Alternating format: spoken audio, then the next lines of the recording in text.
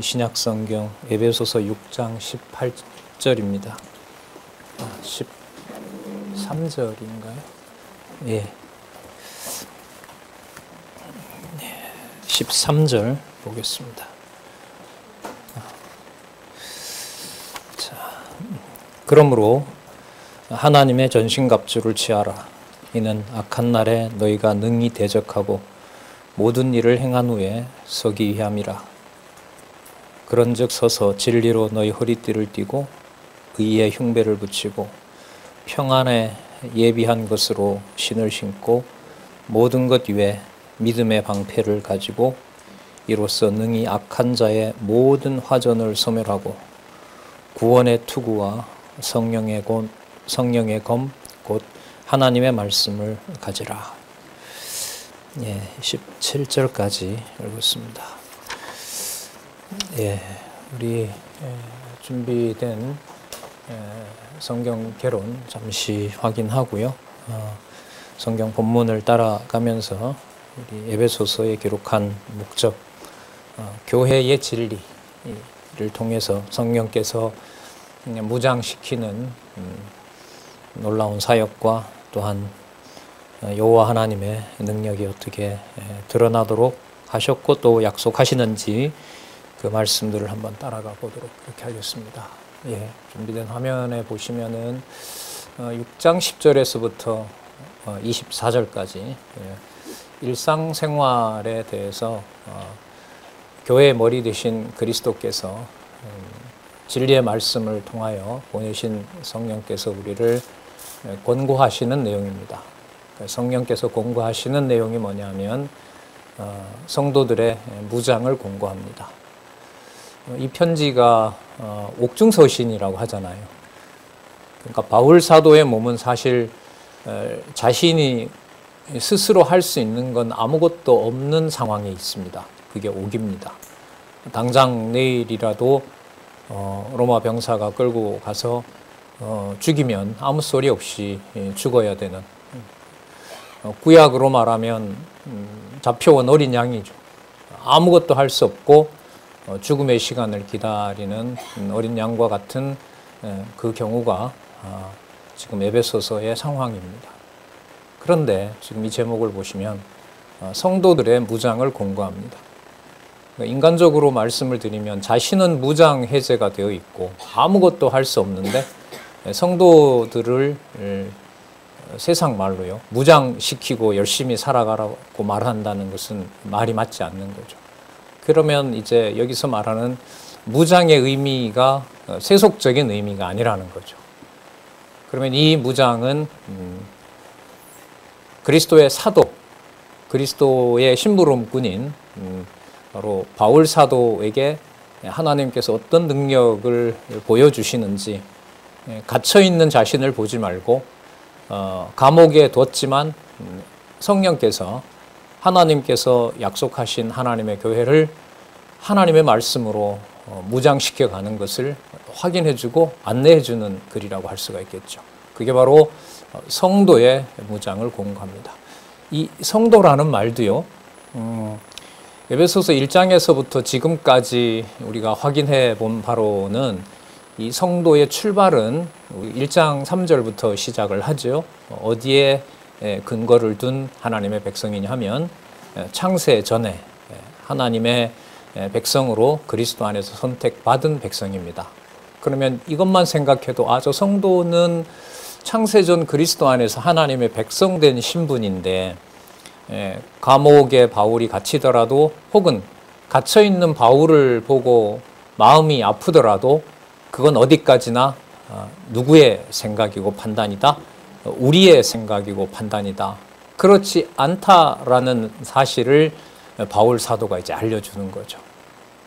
왜냐하면 저 성도의 무장은 앞으로 이루어질 것이 아니라 창세전 그리스도 안에서 이미 신령한 복으로 주셨기 때문에 그 사실을 기억나게 하는 겁니다. 그래서 조금 전에 읽었던 6장 13절에 하나님께서 주시는 전신갑주, 하나님께서 무장 해제시키고 사도 바울이 아무것도 할 수 없고, 또 글에 보면 바울 사도는 본인 혼자 옥에 있는 게 아니라 동력자들이 같이 잡혀 있습니다. 디모데 전후서나 이런 데 보면 그들과 함께 언제 그 네로의 당시 황제가 네로니까요. 네로한테 황제한테 재판 소송을 걸었잖아요. 그렇기 때문에 황제의 답을 얻기 위해서 기다리고 있는데 황제가 싫다고 하고 소요를 일으키는 기독교인들이 미우면 또 악한 마음을 주면 죽이는 거죠. 자, 그런 상황에서 하나님의 전신갑주라고 하는 것은 이 땅에 속한 것이 아니며 누구라도 이것을 가지고 자기 소유권을 주장할 수 있는 무장 내용이 아니라는 겁니다. 우리가 세금을 낸 돈으로 저희 자녀들이 군 복무를 하고 거기에 국가가 책임을 져주는 모든 생활을 하는 것이 일반적인데 지금 바울에게는 그런 소유권이 없습니다. 자기가 챙길 수도 없고 돌아볼 수도 없는 상황인데 창세 전에 그리스도 안에서 하나님께서 주신 약속의 말씀이 무엇인지 그 상황이 어떤 상황인지 그 무장된 상황을 기억나게 하는 내용이 6장 10절에서부터 17절입니다. 그리고 이 18절부터 24절까지 그러면 기도와 안부도 누구에게 권고했으므로 성도들에게 권고했으므로 그 기도와 안부도 이 세상에서 편안하게 걱정하지 말고 잘 지내라는 얘기가 되면 하늘에 속한 하나님의 무장의 약속을 하고 연결이 되질 않겠죠.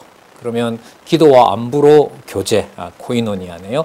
기도와 안부로 서로 교제한다는 것은 감옥에 있는 사도와 그의 동역자들 그리고 이를 걱정하는 에베소 교회 성도들 그들이 떨어져 있지만 진리 안에서 서로 이 편지를 통해서 말씀을 통해서 교제함으로써 어디에 있는 성도이다? 창세전 그리스도 안에서 3장 9절 많이 강조드렸죠. 하나님 속에 감추었던 비밀의 경륜 영원 전부터 만물을 창조하신 하나님 속에 감추었던 비밀의 경륜 그 경륜은 집 짓는 거예요. 그러니까 하나님께서 머리부터 발끝까지 거룩한 성도로 이미 창세전에 지어 놓으셨어요. 잠시 말씀드린 이 개념이 육의 몸을 입고 이 땅에 살아가는 여러분들과 제 비밀입니다. 그럼 이 사실을 가지고 나와 주위에 있는 가족과 친척을 볼 때 우리의 어떤 기준으로 접근할 수 있는 말이나 어떤 그 틈이 있겠어요? 없겠어요? 없죠. 이 비밀을 저도 많이 몰랐고 우리도 이 부분에 대해서 깊게 많은 얘기들로 교제를 나누지는 못했습니다. 이건 이제 절차적으로 보면 자신이 이 진리의 말씀을 그 베레아 사람들처럼 보낸 편지를 또 읽고 또 그 편지의 근거를 다른 편지를 가지고 또 근거를 대고 그게 또 이해가 안 되면 또 다른 편지를 가지고 그러니까 성경의 근거는 다른 어떤 유대 율법사라든지 바리새인들이라든지 어떤 구약의 전통이라든지 그걸 가지고 해석을 할 수가 없어요. 그렇게 되면 이제 빗나가게 되죠.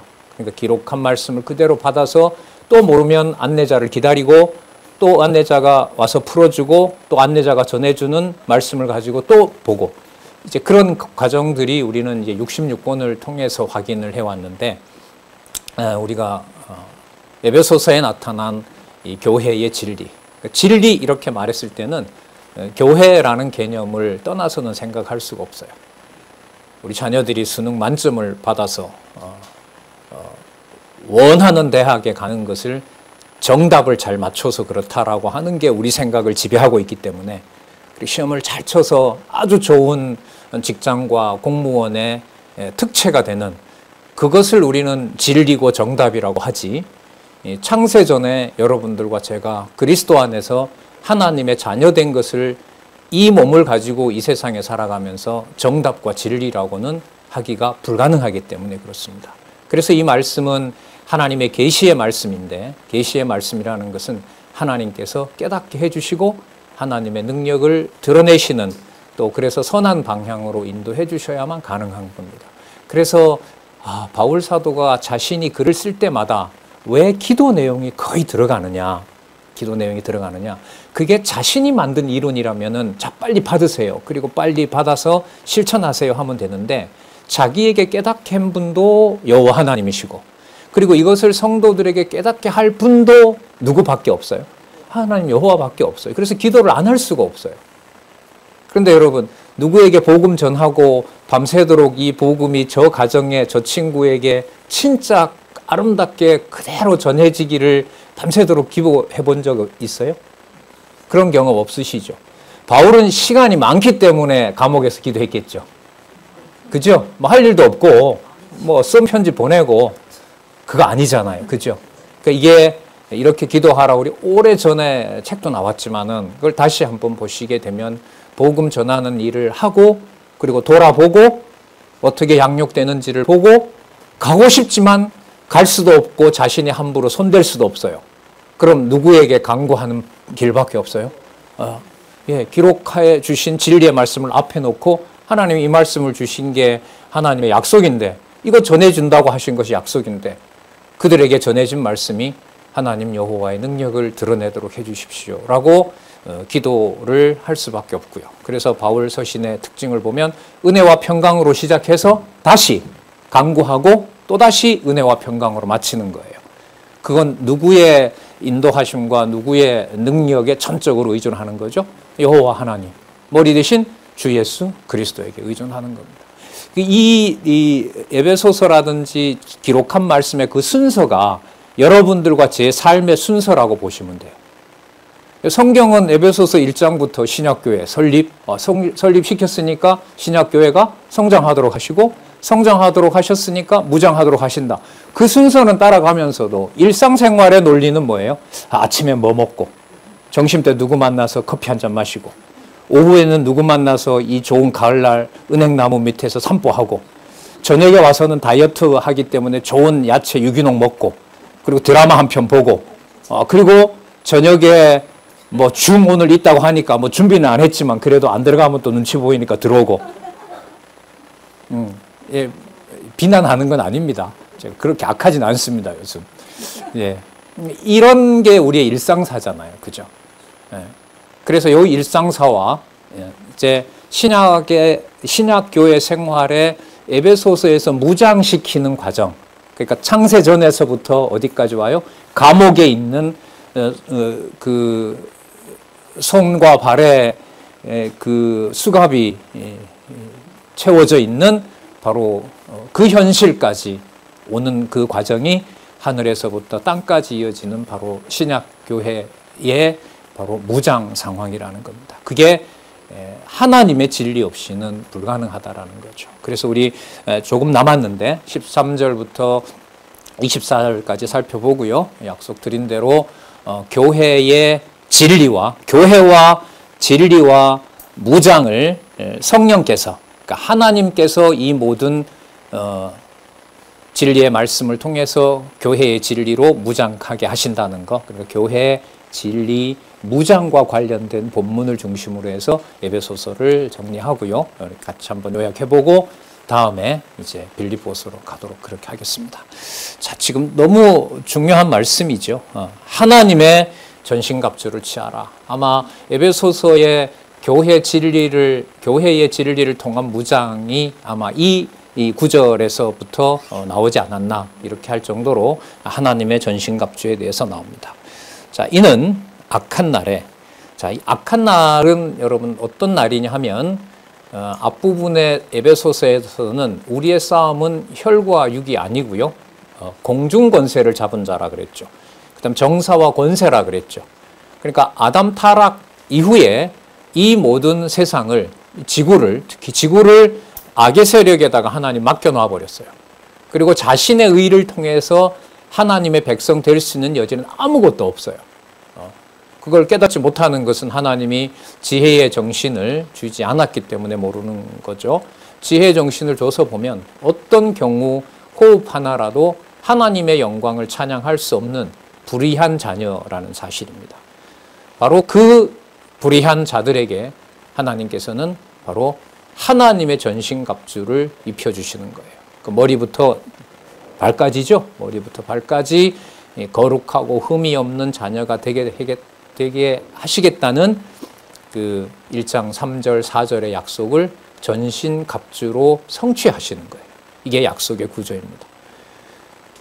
그러면은 전신갑주는 앞으로 미래 사건일까요? 과거에 여호와께서 언약하신 사실을 성취하시는 걸까요? 성취하시는 거죠. 그런데 그 볼 때 그 성취하시는 무장이 누구 중심으로는 절대로 이해를 할 수 없어요. 우리 중심으로는 절대로 이해할 수 없어요. 바울 편지를 한 번 읽는 것보다 10번 읽으면 더 많이 이해할 수 있다. 이거는 하나님 주어가 빠지면은 그거는 틀린 말이에요. 성경을 다 외우고 성경의 모든 정보를 정확하게 알고 있다고 하더라도 하나님의 전신갑주는 자기가 만든 조건이 하나님의 전신갑주가 될 수 있는 건 아니에요. 그래서 아까 말씀드린 것처럼 진리의 말씀을 더 공급하고 알려주면 알려줄수록 바울에게서는 자신의 것이 아니기 때문에 하나님의 은혜로 창세전에 주신 거기 때문에 내가 손댈 수 없는 창세전 하나님의 신령한 복이기 때문에 바울로서는 기록하게 하신 것에 대한 감사와 그걸 전달받은 성도들이 그 기록한 차원의 창세전 하나님의 영원한 신령한 복, 영원한 생명에 대한 그 놀라운 복을 받게 해달라고 간구할 수밖에 없는 거죠. 예. 부모가 정성 들여서 먹을 것을 만들어 놓고 툭 던지듯이 너 이거 먹어라 라고 하는 부모는 아무도 없어요. 쏟고 또 그걸 잘 먹고 내가 만들었지만 안 먹으면 또 속상하잖아요. 잘 먹고 또 너무 급히 먹어서 탈날까 봐 그러니까 맞춰서 식사 준비를 해서 영양분이 공급되고 그 자녀에게 그게 만족하고 영양분이 풍부한 식사가 될 때까지는 매 과정마다 준비할 때부터 소화가 잘 되고 그게 건강해질 때까지 그 과정이 전체 다 부모의 관심인 것처럼 하나님께서 창세전에 그리스도 안에서 거룩하고 흠이 없는 성도로 불렀는데 하나님의 관리 방식이 우리 방식과는 비교가 되겠습니까? 그래서 옥중서신이라고 하는 이것은 진짜 성경신학에서 극과 극의 대비를 이루어 놓는 거죠. 처음에 이 제목을 보고 저는 진짜 놀랐습니다. 본문을 몰랐을 때는. 옥중에 있는데 제목은 교회의 진리를 통한 뭐라고 나오니까? 무장이라고 나오니까. 이 제목이 어떻게 이렇게 달리지? 이 제목이 왜 이렇게 나온 거야? 이 제목에 내가 수군가? 이런 이제 질문을 가지고 보는 거죠. 다른 부분도 마찬가지고요. 자, 한번 들어가서 보겠습니다. 그러므로 하나님의 전신갑주를 입으라. 여러분, 그러므로는 뭐냐면 12절에 있는 말씀만 가지고 봐도 알 수 있어요. 혈과 육에 대한 싸움이 아니에요.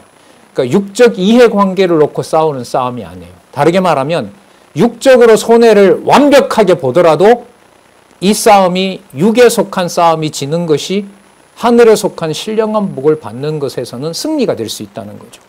자, 그게 여러분 앞에 정사와 권세와 이 어둠의 세상 주관자들과 하늘에 있는 악의 영들에 대해서다. 이 싸움을 하나님께서 주관하지 않으면 어떻게 할 수 있습니까?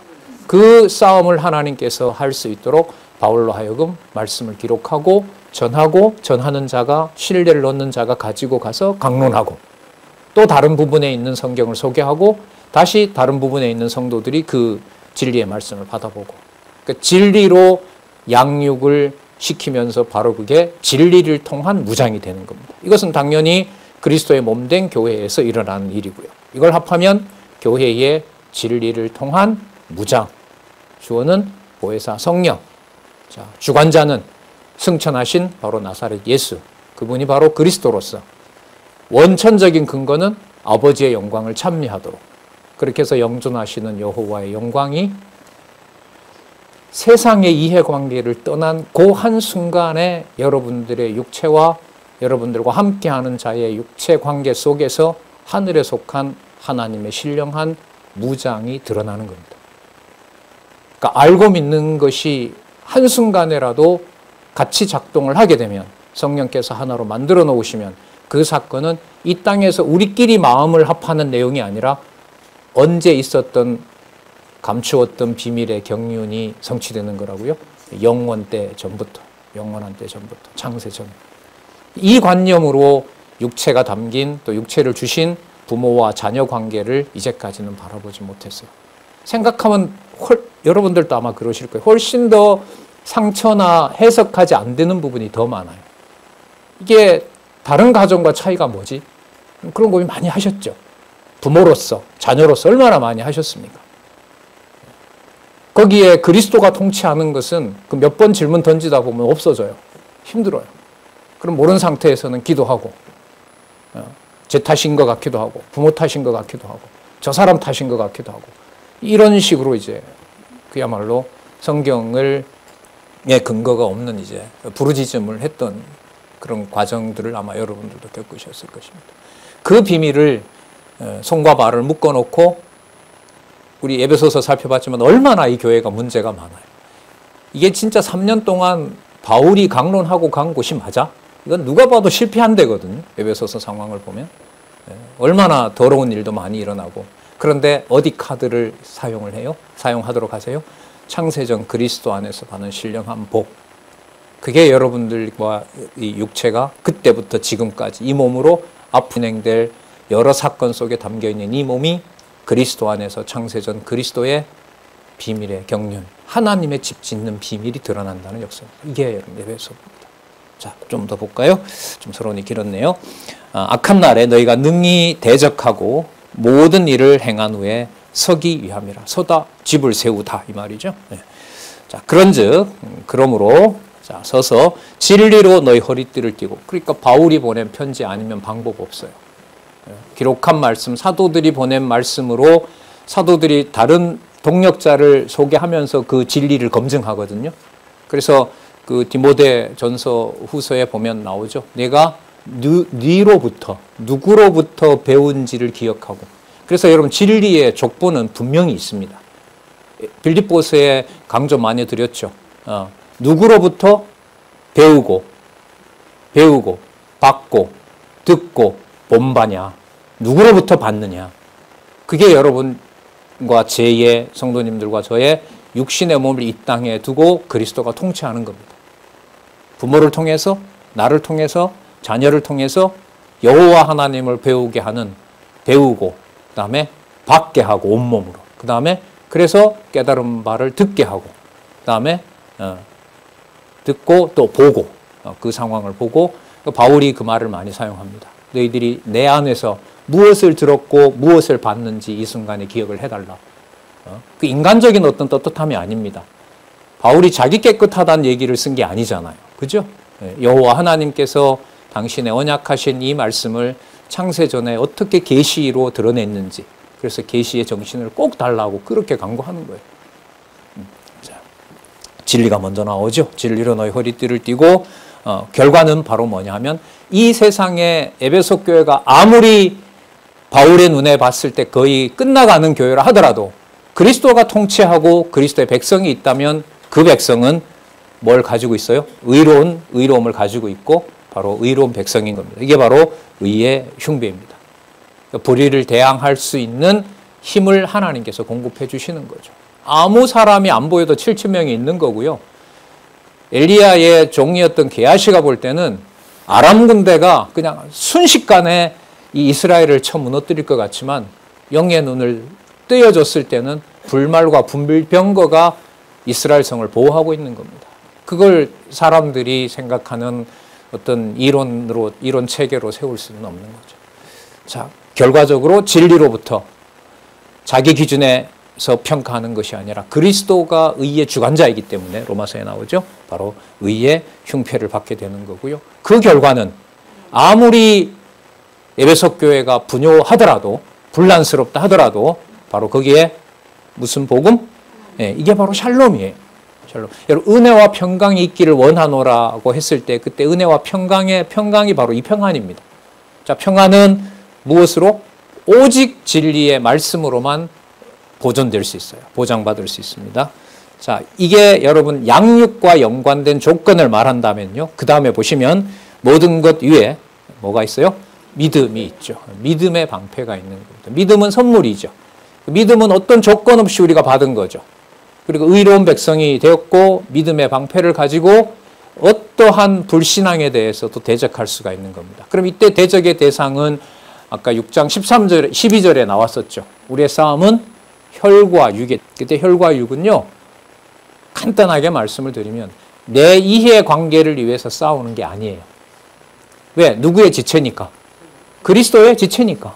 주 예수 그리스도의 몸된 지체이기 때문에 그리스도께서 어떠한 손해를 다 보게 해요. 바울처럼 어디에다 묶어놔버려요? 이 훌륭하고 이 할 사도 바울을 뭐 잠시 쉬라고 호텔에다가 둬도 될 텐데 그것도 감옥에다가 두고 진짜 이 옥고를 이 옥과 같은 이 진리의 말씀을 쓰게 하시잖아요. 그죠? 바로 그 자리가 무장해제 당한 자리가 아니라 평안의 복음으로 대적하고 로마 권력에 굴복하지 않고 때를 얻든지 못 얻든지 진리의 말씀으로 대항하고 맞서고 맞선다는 물리적인 게 아니라요. 거기에서 진리의 말씀을 전하는 일들이 일어나는 겁니다. 빌립보서에 가면 감옥 안팎에서 복음을 듣는 역사가 일어나요. 그러면 감옥에 보낸 이유가 뭐냐? 병사들에게, 로마 병사들에게 복음 전하기 위한 것이 목적이 됩니다. 빌립보서에 가면. 자, 계속 볼게요. 믿음의 방패를 가지고 이로써 능히 악한 자의 모든 화전을 소멸하며 공중권세 잡은 자의 지배를 받는 악한 세력들이 얼마나 교회를 소멸하고자 하겠습니까? 거기에 대해서 모든 화전을 소멸하고 진리를 흐트러뜨리는 데 대해서 다 진리의 말씀으로 맞게 하고 자, 그 다음에 17절 미래와 연관되고 현재와 연관되겠죠. 무엇의 투구? 구원의 투구. 언제 하나님 자녀로 선택해 준 사건이에요? 창세전에 1장 3절에 하나님께서 창세전에 신령한 복으로 복준 그 사건을 이 땅에서 확실하게 보장하는 것. 구원의 투구니까요. 뭐 사지는 전쟁터에서 잃어도 머리와 심장이 있으면 살아날 수 있는 거잖아요. 제일 중요한 부분이잖아요. 머리가. 거기에 구원의 투구. 언제부터? 창세전부터 그리스도가 임하시는 날까지 어떠한 하나님의 백성도 그 진리의 보호 아래에서 벗어날 수가 없는 것이다. 반드시 보호해 주신다. 구원의 투구. 그 다음에 성령의 검, 곧 뭐죠? 하나님의 말씀. 하나님의 말씀. 이 복음의 갈라디아서는 이게 뭐로 나오냐면 복음의 절대성으로 나왔었죠. 이미 나왔습니다. 복음의 절대성으로 여기서는 성령의 검, 하나님의 말씀 이렇게 알려주고 있습니다. 그러니까 바울이 보낸 이 편지가 바울의 글이 아니라 절대 진리 하나님의 말씀이라는 사실을 알려줍니다. 그러면서 이제 설명합니다. 하나님이 이렇게 무장을 시키셨으므로 내가 쇠사슬에 묶여 있는 것은 하나님의 전신갑주가 부각시키고 온전히 그것만 강조하게 하기 위해서 그것만 보여주기 위해서 나를 쇠사슬에 묶어놨다. 쇠사슬에 묶어놓으면 공중권세 잡은 자와 정사와 권세들은 또 악의 세력들은 하나님의 진리의 말씀이 전파되지 않은 줄로 알고 있지만 절대로 그렇지가 않다. 하나님의 말씀은 얽매이는 적이 없다.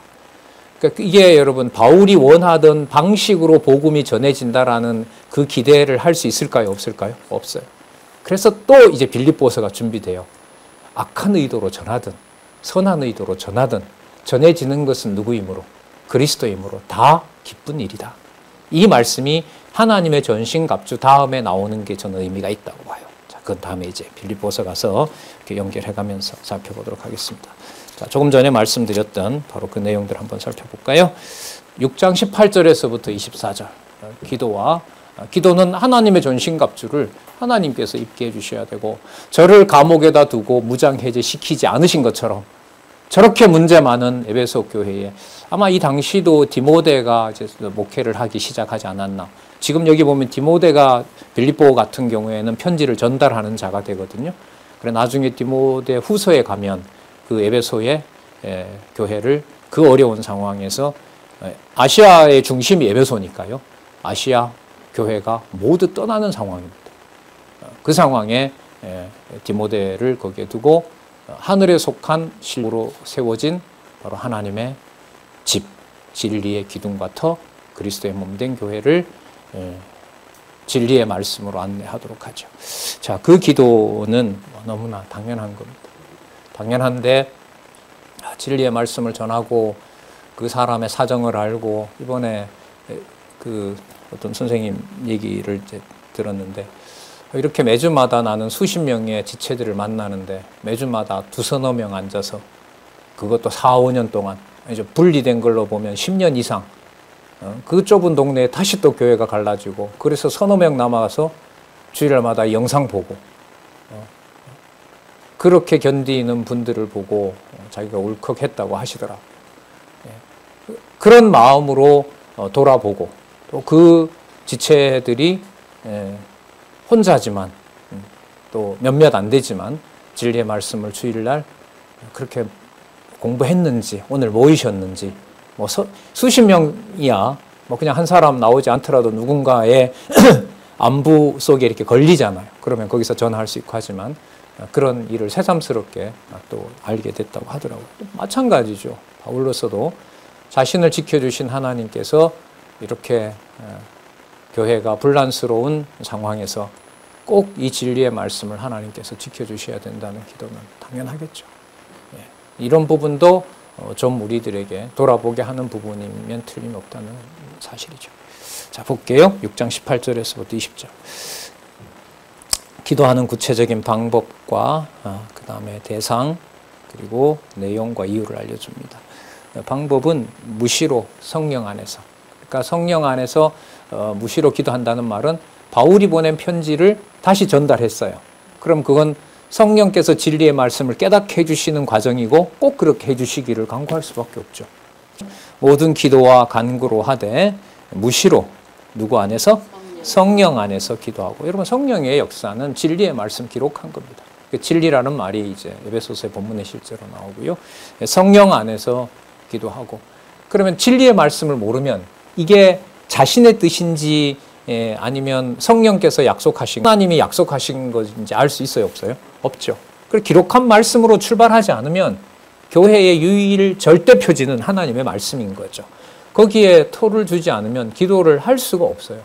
하나님이 뭘 원하는지 알 수가 없는데. 자, 보겠습니다. 성령 안에서 기도하고, 자, 이를 위하여 깨어 구하기를 항상 힘쓰며 모든 성도를 위하여 여러 성도를 위하여 구하고. 자, 19절. 또 나를 위하여 구할 것은 내게 말씀을 주사 나로 입을 벌려. 뭐 머릿속에 든 거 많으니까 바울은 뭐 찌르고 벌리면 이 말씀이 저절로 나오는 거 아닙니까? 하나님 입을 벌리게 해줘야 됩니까? 그쵸. 예. 뭐 너무 형식적인 거고 너무 그냥 당연한 것처럼 보이지만 바울로서도 이 말씀으로 보면은 진리의 말씀의 권위가 바울에게 있는 게 아니라 누가 주관해 주신다. 성령, 보혜사 성령께서 주관자 되신다는 사실을 이 구절에서도 알 수가 있는 거죠. 자, 또 나를 위하여 구할 것은 내게 말씀을 주사 나로 입을 벌려 복음의 비밀을 담대히 알리게 하옵소서. 비밀 여러분 들어가는 것은요. 대표적으로 에베소서 1장 3절 창세전에 그리스도 안에서 주신 신령한 복, 그 신령한 복의 내용 구체적으로 3장 9절에 나와 있던 영원전부터 하나님 속에 감추었던 비밀의 경륜, 자, 하나님의 집, 하나님의 교회. 자, 이렇게 생각하시면 됩니다. 그 비밀을 담대히 알리게 하옵소서 할 것이니, 자, 20절 볼까요? 이 일을 위하여, 복음의 비밀 그대로 전하게 하기 위하여 내가 어디에 매였다?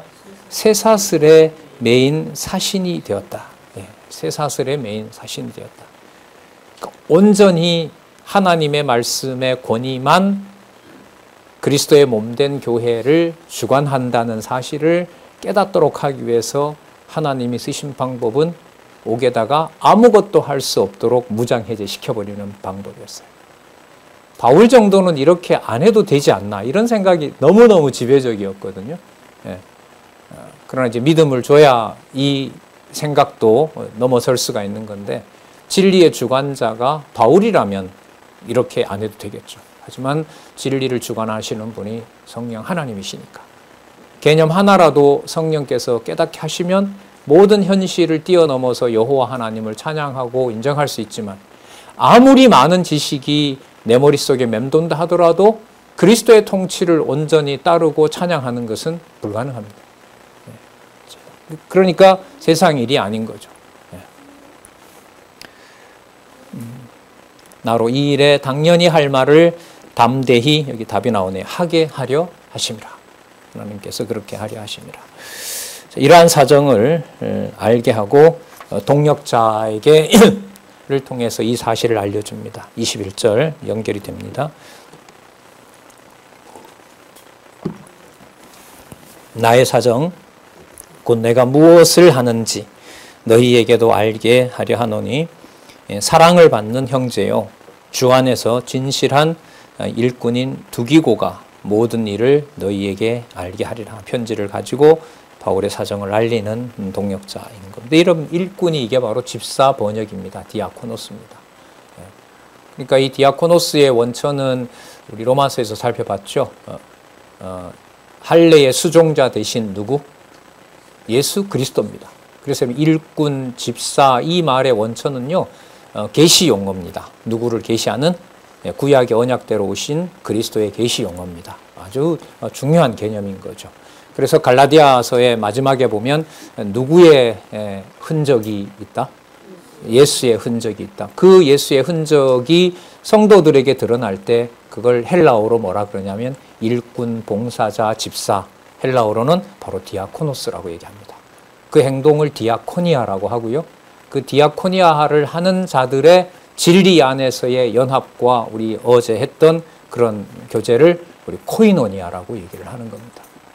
그래서 아주 계시 용어로서 중요한 의미를 담고 있는 것이 바로 일꾼이라는 개념입니다. 주 안에서 당연하죠. 이때 주는 여호와로는 번역하지는 않지만 이 주 예수 그리스도 그리고 여호와 하나님의 창세전 약속 아버지 하나님 주 예수 그리스도의 창세전 하나님의 그 영원한 약속 바로 그와 관련된 일꾼 그리고 두기고 이렇게 이해를 하시면 됩니다. 주 안에 진실한 일꾼인 두기고가 모든 일을 너희에게 알게 하리라. 우리 사정을 알게 하고 또 너희 마음을 위로하게 하기 위하여 내가 특별히 저를 너희에게 보내었노라. 자, 그리고 23절에서부터 24절까지 이 모든 교회의 진리를 주관하시는 분은 하나님 주 예수 그리스도임을 다시 한번 확인해주고 이거의 기도이기도 하고 바로 이렇게 어지러운 에베소 교회를 주관하시는 분이 살아계신 하나님이다라는 것을 다시 한번 확인해주는 내용이 찬송의 방식으로 드러나는 마지막 이런 문안 인사라고 할 수 있죠. 자, 아버지 하나님과 자, 주 예수 그리스도에게로부터 여러분 이 주 속에 앞에 있는 아버지 하나님의 이름 여호와가 담깁니다. 이번에 강의를 했죠. 아버지 하나님이 담기고 아버지 하나님의 이름이 여호와이시고 그 여호와는 언약대로 이루시는 분이고 언약대로 이루시는 그분으로 예수 그리스도가 오셨고 그래서 주 예수 그리스도라고 했을 때는 신약만 들어오는 것이 아니라 어디까지 들어온다? 구약까지 들어온다. 네. 자, 주 예수 그리스도에게로부터 평안과 샬롬이 진짜 샬롬 되는 거죠. 실체적인 평안, 육의 몸을 가지고 있고 바울의 마음에 들지 않을 수도 있는 에베소 교회의 상황은 하나님께서 살아계신 증거가 되고 그리스도의 화평이 지배하는 성도들이 함께하는 하나님의 집이다. 이 사실을 확인해 주는 겁니다. 평안과 그 다음 말씀도 참 따뜻합니다. 그냥 사랑이 아니라 무엇을 겸한 사랑? 예, 믿음을 겸한 사랑. 그럼 이 사랑이 누구 거라는 거예요? 믿음이 선물이니까 누가 주신 사랑이라는 거죠. 전적으로 하나님께서 주신 사랑이라는 겁니다. 자, 믿음을 겸한 사랑이 형제들에게 있을지어다. 내 마음에 들지 않는 사람이 곳곳에 있다 하더라도 그리스도의 몸된 교회 하나님 아버지와 주 예수 그리스도가 통치하시는 곳에는 반드시 자유의 길, 평안의 길, 평안의 상황, 그 다음에 사랑이 그곳에는 함께 한다는 사실입니다. 자, 24절 다시 우리 주 예수 그리스도를 변함없이 사랑하는 모든 자에게 은혜가 있을지어다. 여러분 23절이 하나님 사랑과 관련된 것이고 그 원천이라면은요. 24절은 그 하나님이 주시는 평안과 하나님에 대한 사랑이 형제들 사이에서 어떻게 드러나냐 하면 그리스도를 사랑하는 것으로 드러나는 겁니다. 여러분 교회에 아니면 진리의 말씀을 함께 하는 자녀가 진리와 어떻게 보면 무관할 수 있는 상황에서 부모를 잘 따르는 것이 창세전 하나님의 주신 복하고 관계가 있을까요? 없을까요? 이 말씀으로 보면 없어요? 그냥 쟤는 내 자식이니까 내가 말할 때 내 편이 되어주고 나를 좀 이해하는 거다. 그 사원에서 끝날까요? 아니면 에베소서 1장 3절에서부터 에베소서 6장 23절 주 예수 그리스도와 하나님 아버지와 주 예수 그리스도로부터 오는 은혜와 평안 안에서 내 말에 하나님께서 따르도록 공감하도록 해주신 걸까요? 해주신 거죠. 예. 근데 그런 개념이 거의 없죠. 그렇죠. 그냥 나를 잘 알고 엄마가 어떤 제스처만 하면 자는 엄마를 잘하니까 따라오는 거야. 이렇게 생각하고 이렇게 말하면 쟤는 따라올 거야 라고 하는 건데 이런 일상적인 통념을 사도 바울로 하여금도 사도 바울에게도 하나님이 깨버리는 방법 같아요. 이게 뭐냐면 에베소서에 보내놓고 감옥에다 두고 에베소 교회는 그야말로 누구 마음대로 가지 않아요. 바울 마음대로 가지 않아요. 우리가 봤을 때 이 바울이 목회한 교회가 맞냐라는 걸로 가요. 그러나 그렇다면 23절과 24절은 바울이 막 안타까워서 이러면 안 되는데 이럴 수는 없는 거예요. 교회가. 이러면 안 되지. 내가 얼마나 공을 들였는데. 그리고 그렇게 신뢰하던 자가 얼마나 많은데 지금 와서 나를 다 버리는 거야. 이건 안 돼. 하나님 꼭 은혜를 주셔야 됩니다. 여러분 이런 분위기인가요? 아니에요. 이걸 넘어서요. 이게 여러분 육의 몸을 두고 여러분들과 제가 가정교회, 가정 누구의 오이코스? 내 집? 아니죠. 네, 하나님 여호와의 오이코스, 집. 그리고 그러므로 누가 통치하시는 교회? 주 예수 그리스도가 통치하는 교회. 그게 어느 한순간도 익숙하게 보이고 늘 관습화되어 있는 평범한 내 일상사 같고 내 가정 같지만 거기에 하나님 아버지와 주 예수 그리스도의 평안과 믿음을 겸한 사랑을 빼고는 설명이 되질 않는다는 겁니다. 반대로 이게 지배하고 이 말씀이 나를 이 육의 몸으로 지금까지도 하나님의 말씀을 깨닫게 하는 것으로 인도했다고 한다면 그 상황은 우리가 에베소서 1장 3절로 돌아가서 진짜 교회가 창세 전에 여호와 하나님께서 정하신 뜻대로 이 세상에서 그 한마디 속에 함께 공감하고 함께 부모 자식의 정이 듬뿍 담긴 사건에서 때로는 서로가 이게 자식이 맞아? 이게 부모가 맞아? 라고 하는 서운한 감정이 몰려오는 이 모든 감정들을 다 초월해서 무엇으로 무장되게 하시는 현장이다? 진리의 말씀으로 무장되게 하는 현장이 에베소에 있는 자들이나 바울의 관계 만날 수 없지만 또 일상생활에서 여러분들과 제가 만나는 가족들, 친척들, 어느 누구에게도 바로 진리의 복음이, 진리의 평화가 주관해 가신다는 사실을 이 시간에 다시 한번 확인해 보면서 진리, 교회, 그 다음에 진리, 그리고 무장 이 개념들이 바로 에베소서 전체의 교회 진리를 통한 무장이라는 사실로 우리가 다시 확인을 했습니다. 그래서 몇 분 남았기 때문에 아까 말씀드린 대로 우리 1장 3절과 4절로 돌아가서 하나님의 전신갑주와 지금 읽었던 주 예수 그리스도와 하나님 아버지와 주 예수 그리스도의 평안과 믿음을 겸한 사랑이 형제들의 지체들의 관계에서 그리스도가 통치한다는 것의 원천을 그래도 조금 확인하고 나머지는 다음 시간에 다시 한번 보고 다음으로 넘어가도록 그렇게 하겠습니다. 여러분 잘 아시는 3절, 4절 우리 같이 한번 읽어볼까요? 3절, 4절. 자, 아까 우리 끝났던 부분요. 전신갑주와 하나님 아버지와 주 예수 그리스도의 평안과 믿음을 겸한 사랑, 그리스도 안에서 형제 사랑, 내 육이 함께하는 이곳에서 그리스도의 통치를 온몸으로 때로는 서운하게 때로는 기쁘게 주고받게 하시는 관계 속에 이 비밀이 드러난다는 것을 우리가 연결을 시키면서 우리 3절 4절 읽어보겠습니다. 시작. 찬송하려다 하나님 곧 우리 주 예수 그리스도의 아버지께서 그리스도 안에서 하늘에 속한 모든 신령한 복으로 우리에게 복 주시되 곧 창세전에 그리스도 안에서 우리를 택하사 우리로 사랑 안에서 그 앞에 거룩하고 흠이 없게 하시려고. 자, 흠이 없게 하셨다 이렇게 끊을게요. 이 개념이 교회가 들어가죠. 아버지께서 그리스도 안에서 선택했다고 했으니까 자녀를 교회 들어가죠. 그 다음에 무장 개념 들어가죠. 왜요? 거룩하고 흠이 없게 하셨다고 했으니까. 이게 나중에 6장에 가서 뭐가 돼요? 전신갑주가 되는 거죠. 자, 그 다음 무장 들어갔어요. 진리는 여러분 이 모든 진리의 원천은 어디에 속한 비밀이에요? 하늘에 속한 거죠. 그러니까 교회 진리 무장 개념이 시작할 때 이미 여기 다 나와 있는 거예요. 그 이해 여러분 뭐냐면요, 우리가 자주 쓰는 바로 논리적 일관성이에요. 그래서 제가 이렇게 끝에 저도 정리를 전체적으로 하고 싶은 이유가 일단 논리적 통일성으로 이 개념들이 이렇게 시작해서 이렇게 마친다는 걸 제 스스로도 확인하고 싶어서 어쨌든 복습을 하는 겁니다. 자,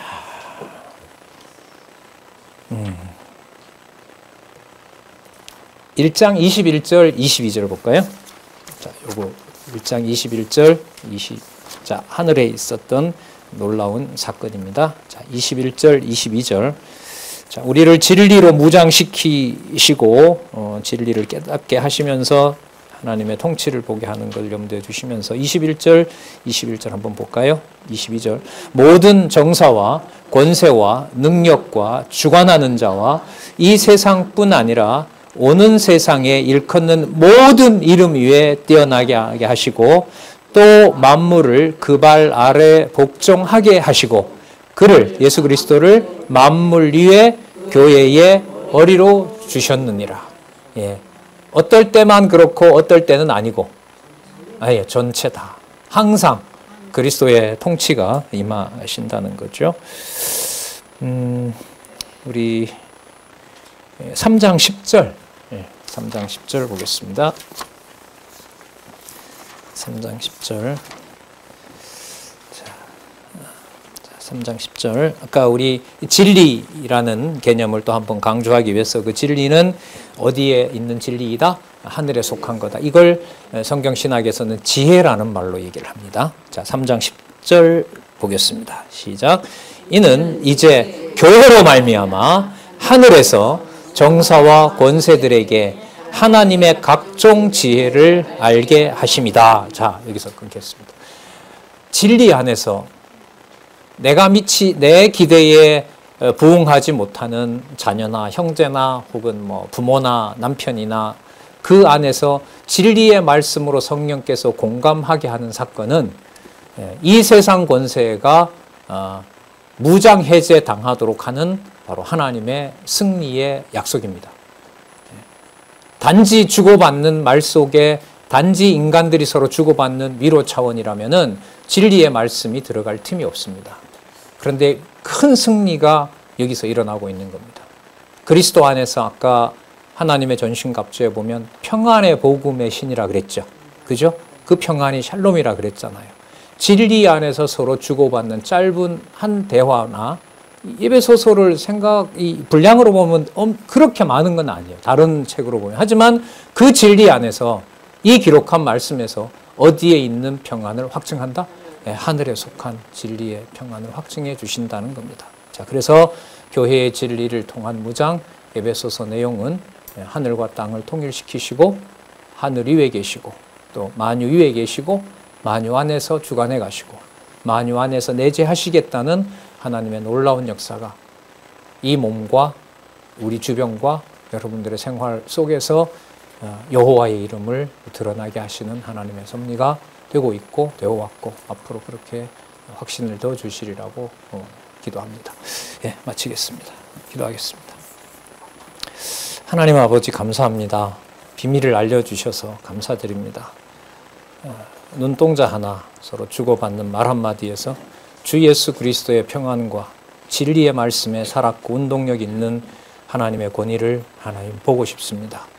내가 만들었고 내가 이룩했고 내가 주관하고 하나님 이 어리석음에서 우리를 벗어나도록 해주시고 진리의 말씀 순수하게 진리의 기둥과 터가 되도록 내가 속한 바로 그 자리에서 하나님 여호와를 함께 찬양하는 지체들과 사랑하는 아름다운 교회가 될 수 있도록 하나님 인도하시고 지혜와 명철을 허락해 주시옵소서. 예수님의 이름으로 기도드렸습니다. 아멘.